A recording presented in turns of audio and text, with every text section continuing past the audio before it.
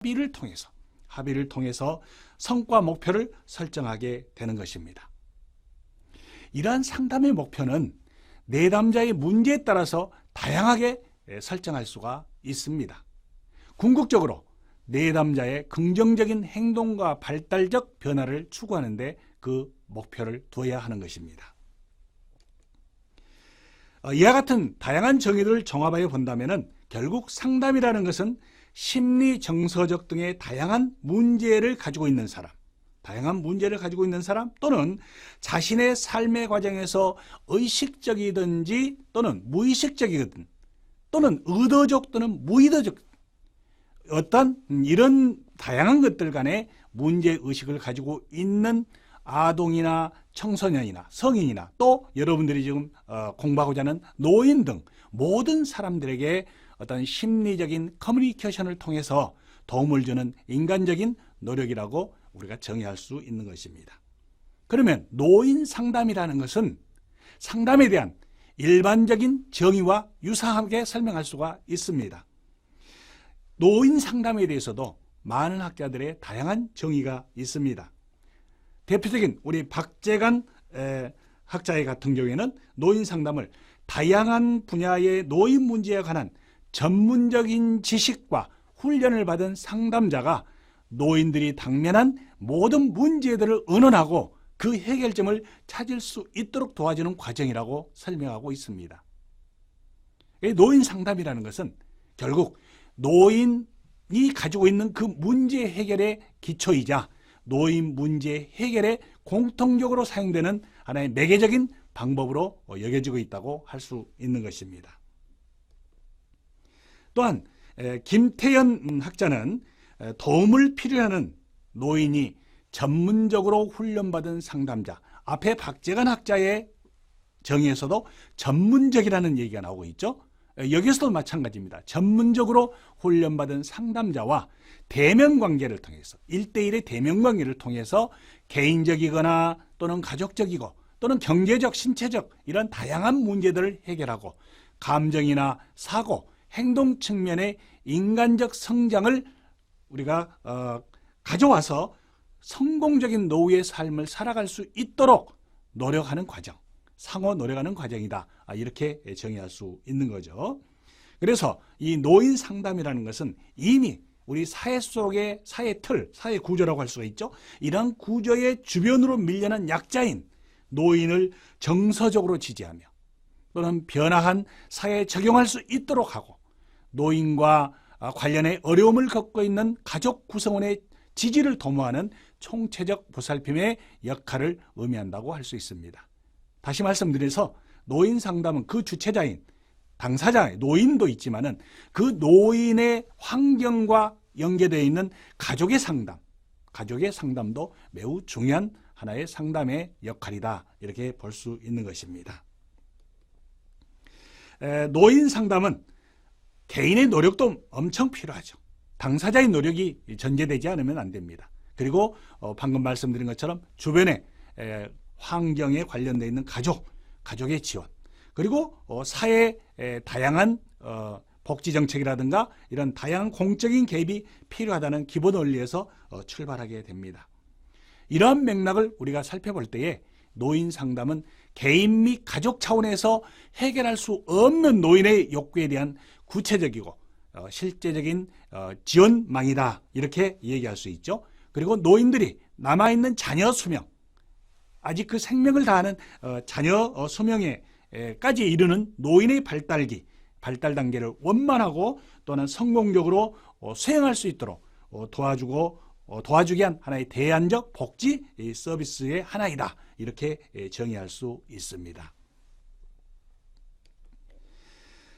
두 번째는 노인 상담의 필요성입니다. 그러면 왜 이런 노인 상담의 필요성이 있을까요?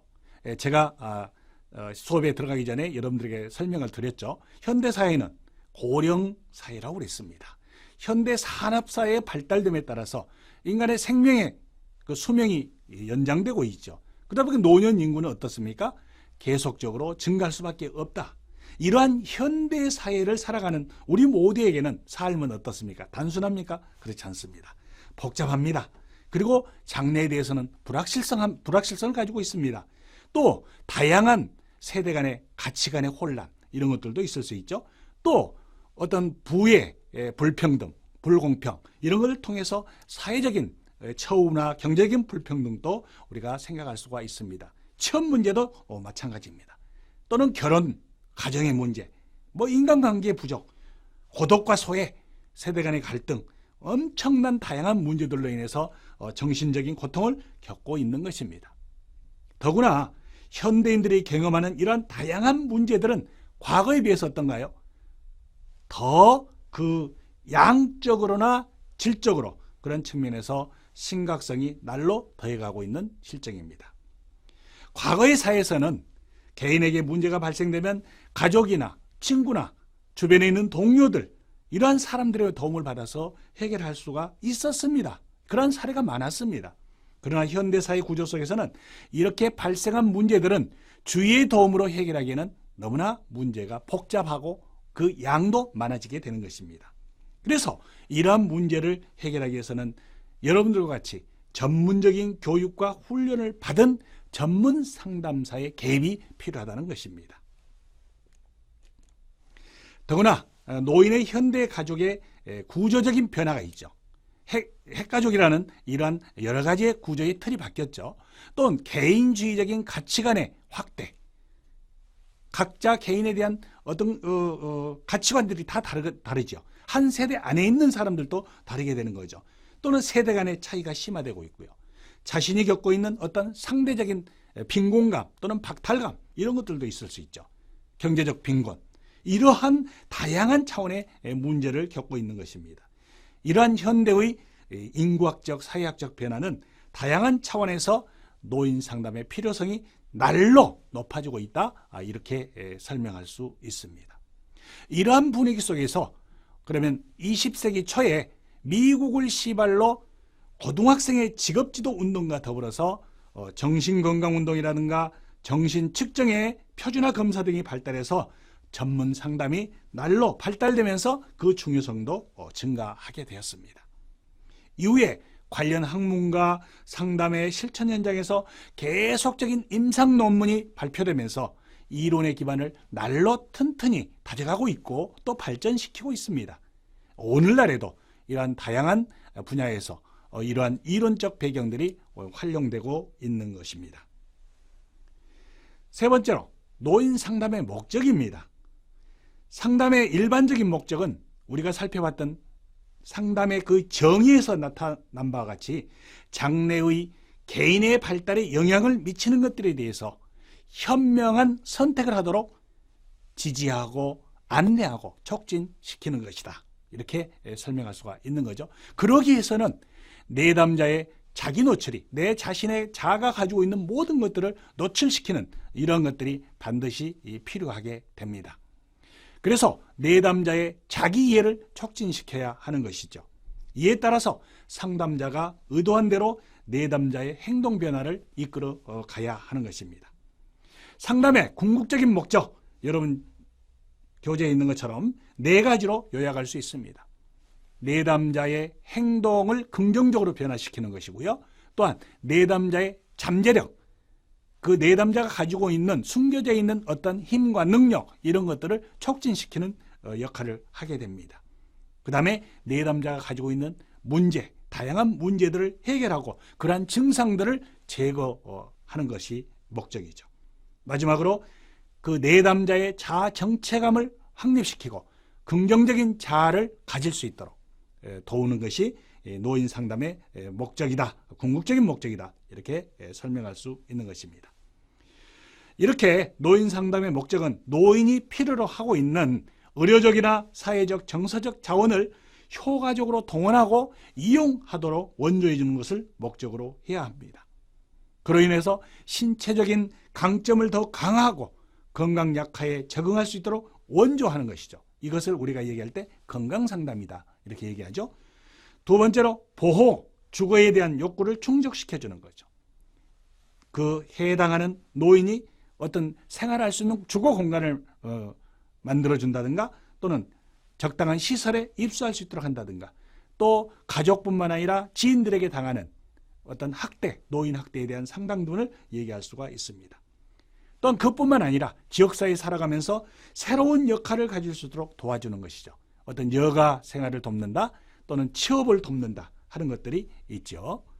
또 배우자나 친구 등 중요한 사람들의 상실에 적응하도록, 이제 나이를 먹어감에 따라서 노인의 발달 단계에 따라서 이제 인생의 삶은 헤어지게 됐잖아요. 부부간의 삶을 같이 살다가 때가 되면은 한 사람은 먼저 세상을 다하게 됩니다.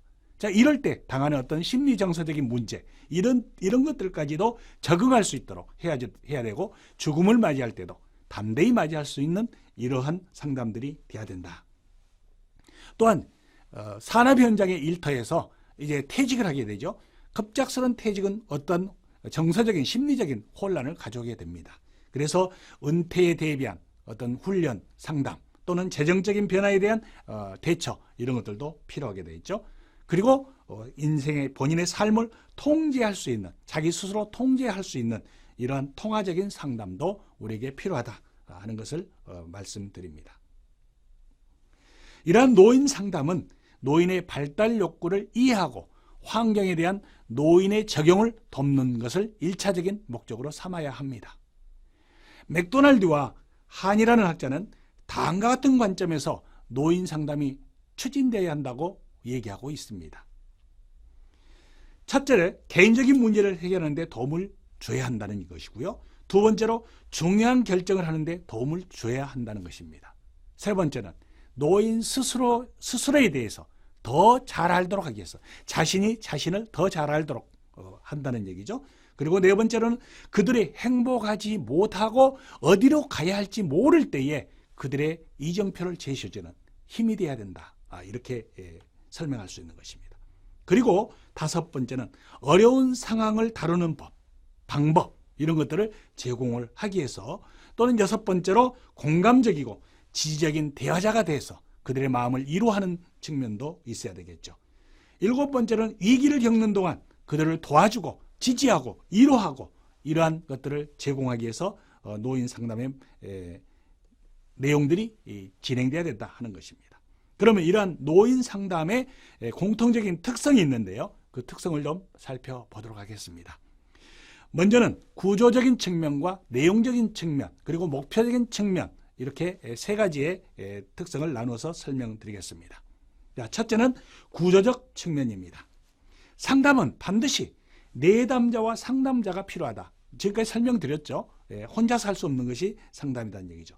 그래서 이들이 대면할 수 있는 무엇가 필요하다는 얘기죠? 공간이 필요하다는 얘기입니다.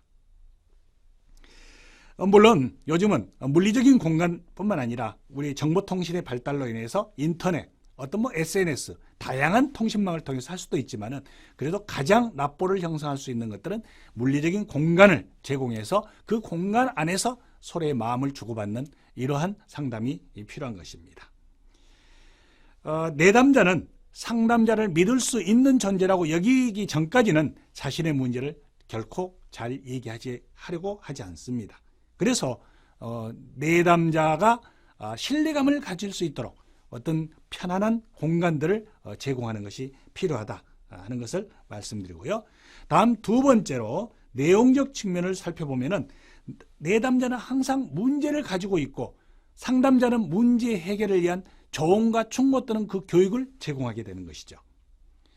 그래서 내담자가 상담을 요청하는 것은 반드시 그에게 해결하지 못하는 문제가 있기 때문인 것입니다. 상담에 있어서 상담자의 가장 큰 역할은 그 문제의 원인을 찾아서 그 문제 해결을 위한 적절한 조언과 충고가 필요한 것입니다. 따라서 상담자는 내담자의 문제를 정확하게 파악하기 위한 다양한 관점의 지식이 필요한 것입니다. 다음 세 번째, 목표의 측면에서 살펴보겠습니다. 목표 측면이라는 것은 상담은 내담자의 변화를 추구하는 데 그 목표를 세워야 합니다. 내담자의 문제 해결과 성장을 위한 내담자 스스로 자발적인 그리고 심리적 행동적 변화를 가져가게 하는 것이 상담자의 역할이라고 이렇게 할 수 있는 것입니다. 이 과정에서 매우 중요하게 여기는 것은 내담자의 자발적 변화입니다. 자발적 변화를 추구해야 하는 것입니다. 즉 상담자는 문제 해결을 위한 상담자 자신이 주체가 되는 것이 아니라 내담자 스스로 문제를 해결할 수 있도록 조건을 형성하는 것이 필요한 것입니다. 이러한 상담의 기본 원리 속에서 우리가 더 살펴본다면 상담 과정은 어떤 문제의 수집을 토대로 해서 개인의 문제 해결 실마리를 찾도록 하는데 초점을 맞추고 있습니다. 이 과정에서 상담자는 인간의 기본 욕구를 이해할 수 있어야 하고 또 상담자로서 기본적인 태도를 지녀야 합니다. 그래서 상담자는 다음과 같은 기본 원리를 염두에 두고 상담을 진행해야 합니다. 첫째, 개별화의 원리입니다. 개별화의 원리. 그 개별화의 원리라는 것은 그 인간 한 사람 한 사람마다 다 개별적인 차이가 있다는 것입니다. 그 차이를 존중해야 한다는 것이 개별화의 원리의 핵심인 것입니다. 두 번째는 수용의 원리입니다. 수용의 원리라는 것은 상담자는 그 내담자에게 매우 따뜻하고 명랑하고 친절하면서도 그 내담자가 하는 말 모든 것들을 받아들일 줄 알아야 된다는 것입니다. 그것을 우리가 얘기할 때 수용적이어야 한다. 내담자가 한 말과 행동에 대해서 잘못했다고 지적을 하거나 그것을 비평을 하거나 비판을 해서는 안 된다는 것입니다. 세 번째는 자기결정의 원리입니다. 상담자는 조언하는데 모든 역할을 다 해야 되는 것입니다. 모든 것들 최종적인 결정은 누가 해야 된다는 것이죠? 내담자가 해야 된다는 것입니다. 그래서 내담자가 자기 결정을 할 수 있도록 지지하고 조언하는 것으로 그 역할을 해야 된다 하는 것입니다. 그렇게 하기 위해서는 여러분 교재에 있는 것처럼 자기 수용을 잘할 수 있도록 도와줘야 되는 것이고 또 내담자가 가지고 있는 잠재 능력과 그 장점들을 발견하고 활용할 수 있도록 해줘야 된다는 것입니다. 또는 내담자가 알지 못하는 것들을 잘 알 수 있도록 법률과 제도, 사회시설 이런 모든 것들을 정보를 제공해서 본인의 선택을 도울 수 있도록 해야 하는 것입니다. 네 번째로 비심판적인 태도입니다. 내담자는 자기의 잘못이나 문제에 대해서 또 결과를 나무라거나 책임을 추궁하거나 잘못을 질책하는 것, 그것을 상당히 심리적으로 두려워합니다. 그래서 상담자는 그러한 것들을 절대 자제해야 된다는 것이죠. 다섯 번째로 정서관여의 원리입니다. 내담자의 정서적 변화에 민감하게 반응해야 한다는 것이죠. 그래서 행동과 언어와 얼굴의 표정 모든 것까지도 민감하게 그것을 확인하고 반응하는 이러한 자세가 필요합니다. 여섯 번째로 감정 표현의 원리입니다. 좀 전에 말씀드렸습니다마는 내담자가 표현하는 어떤 언어적이나 행동적이나 비언어적인 모든 것들을 다 포함하죠. 그런 것들을 통해서 감정을 표현한 것을 비난하거나 또는 잘못했다고 지적하거나 이래서는 안 된다는 것입니다. 그래서 우리 상담자에게는 필요한 것은 매우 인내하는 것과 경청함이 필요합니다. 여러분 교재 내에 설명되어 있죠? 인내와 경청이 필요하다. 그러므로 인해서 내담자의 마음속에 응어려져 있는 담고 있는 그 모든 것들을 다 끄집어낼 수 있도록 상담자에게 다 모든 것을 내어 설명할 수 있도록 해야 된다는 것입니다. 다음 일곱 번째 매우 중요한 내용이죠. 비밀 보장의 원리입니다. 상담자는 내담자와 상담의 과정에서 그 내담자가 가지고 있는 또 그 가족들이 가지고 있는 다양한 정보들을 입수하게 됩니다. 어떠한 경우라도 그런 것들을 절대적으로 비밀을 보장해야 한다는 것입니다. 이것은 바로 어떤 의미입니까? 윤리적 의무를 지켜야 된다는 것이죠. 이에서 살펴본 여러 가지 상담 기본 원리에 입각해서 노인 상담에 적용할 원리는 그럼 무엇인가? 앞에서 설명한 내용들과 유사한 내용입니다. 개별화의 원리가 적용돼야 된다. 그 한 사람 한 사람 개별적으로 가지고 있는 특징에 따라서 우리가 적용하는 것이 대응하는 것이 필요하다는 것이죠. 다음에 의도적인 감정 표현의 원리입니다. 의도적으로 감정을 억제하고 자제하고 할 수 있도록 해야 된다는 게요. 그걸 통해서 내담자의 마음속에 있는 감정에 있는 모든 내적인 것들을 다 표출할 수 있도록 해야 된다 하는 것입니다. 수용의 원리 설명드렸죠. 어떤 선과 악을 우리가 상담자는 판별해서는 안 된다. 평가해서는 안 된다는 얘기죠. 그래서 내담자가 가지고 있는 모든 어떤 문제 또는 언어 이런 것들을 다 받아들이는 수용의 자세가 필요하다 하는 얘기입니다. 절대 네 번째는 심판해서는 안 된다. 그래서 비심판적인 태도의 원리를 가져야 된다. 또 본인이 스스로 결정할 수 있도록 자기결정의 원리를 가져야 된다. 그 다음에 죽음에 대한 긍정적인 수용의 자세를 설명해야 된다. 인간은 태어나서 다 한 번쯤은 죽음을 맞이하게 됩니다. 그래서 자연적인 현상으로 그걸 받아들여야지 그 내용들에 대해서 어떤 부정적인 감정을 갖도록 해서는 안 된다 하는 것들을 설명하고 있습니다. 지금까지 여러분들 함께 상담의 기본 원칙에서부터 노인 상담의 원리까지 이렇게 살펴봤습니다. 또 다음 시간에 여러분 함께 살펴보도록 하겠습니다.